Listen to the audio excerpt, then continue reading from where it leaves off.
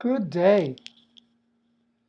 Um, I'm R.J. Stanchfield, also known as Ronan Stanchfield, also known as Ron Stanchfield, also known as Ronnie Stanchfield, also known as Scratch, as in the horse racing Scratch, as in the pool game Scratch, as our playing record Scratch. But it's Scratch. But it's not the evil Scratch that we hear about.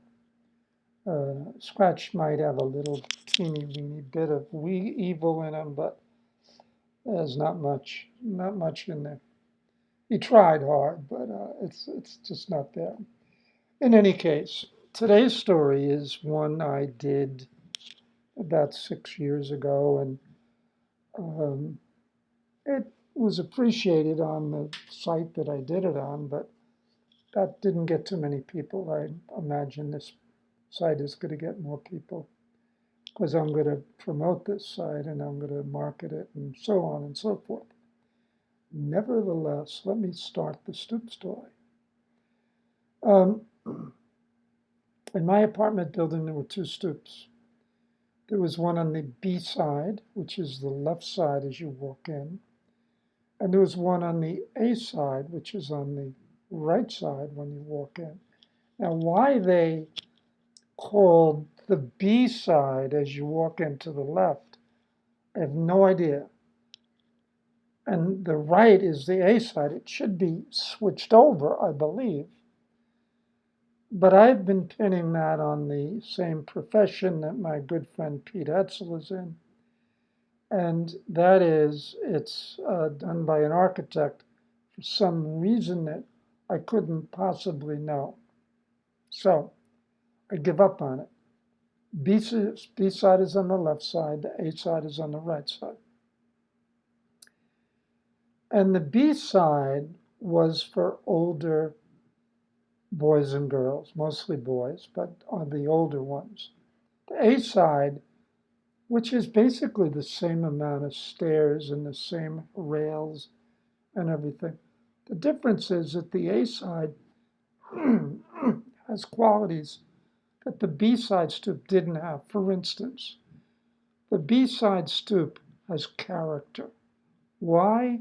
Because there's a difference between the height of the stairs, because the width of the tread in the stairs is different.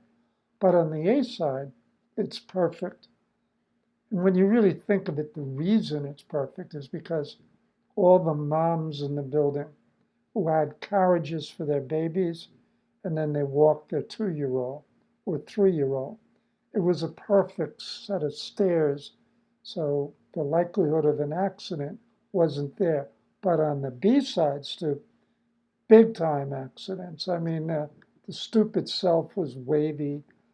Uh, it was just, trust me, a professional bricklayer did the A side, and a uh, amateur bricklayer did the B side. I'm positive of that. There's no question about it.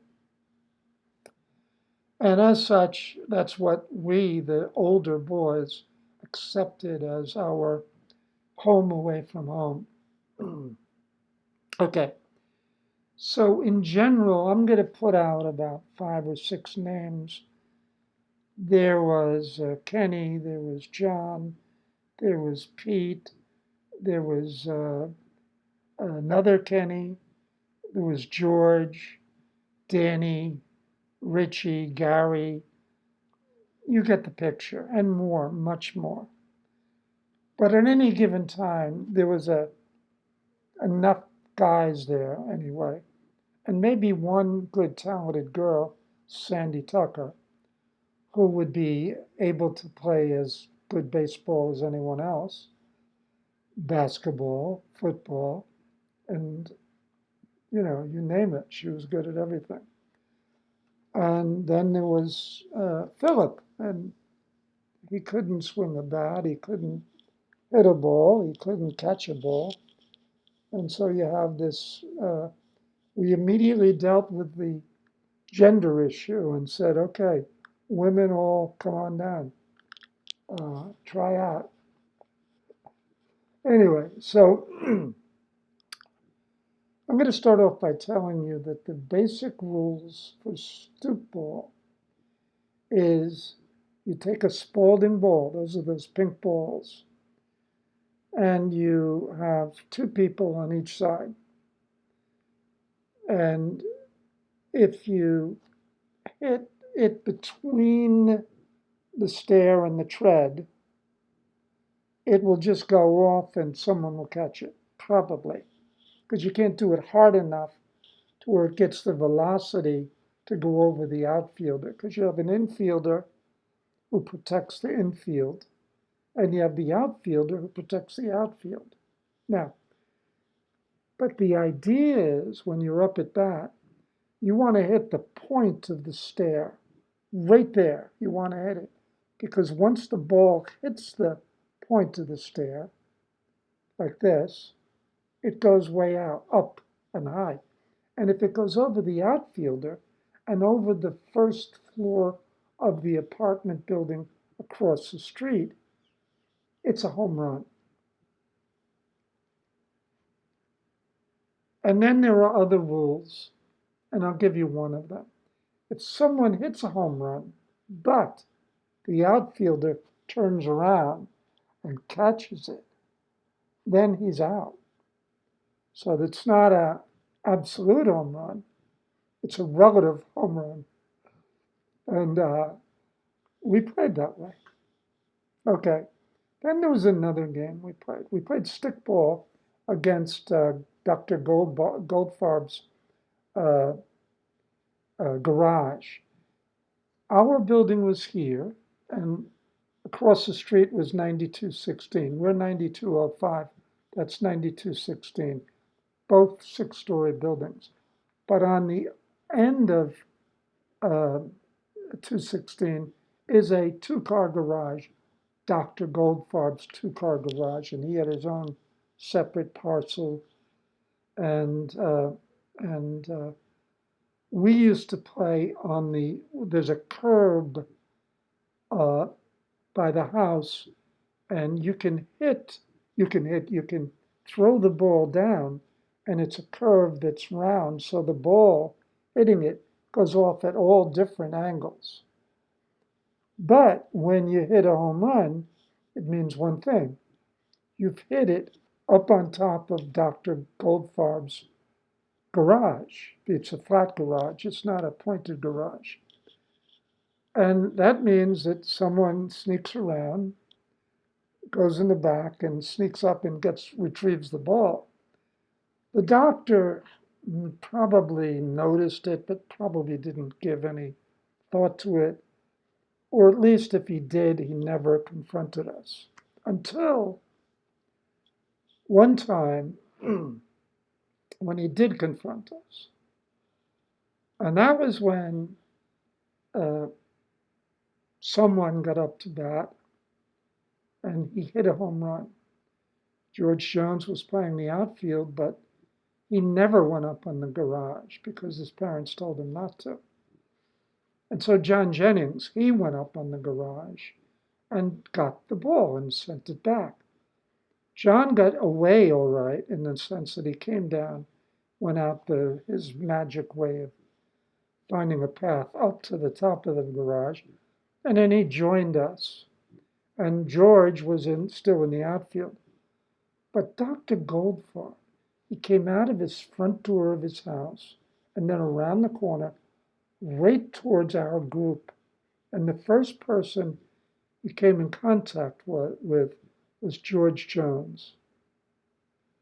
And George is a nice person, or was a nice person, but he wasn't a nice person that day.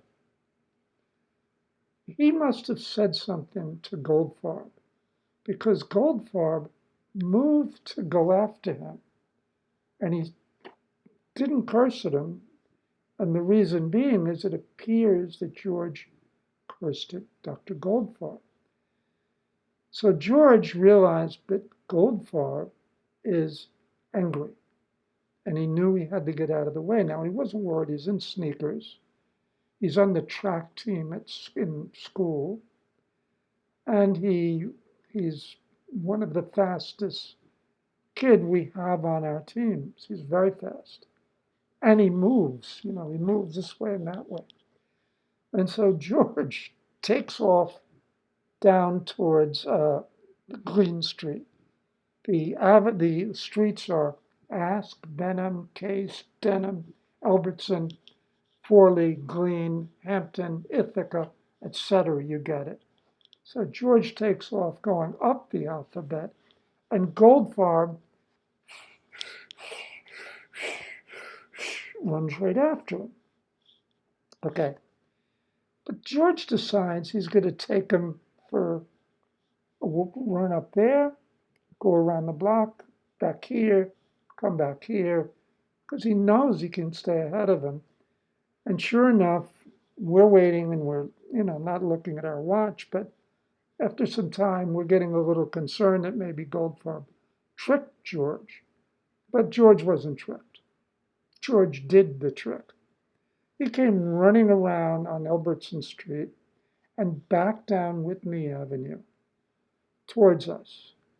And then about 35, 40 feet behind him was an increasingly tired Dr. Goldberg.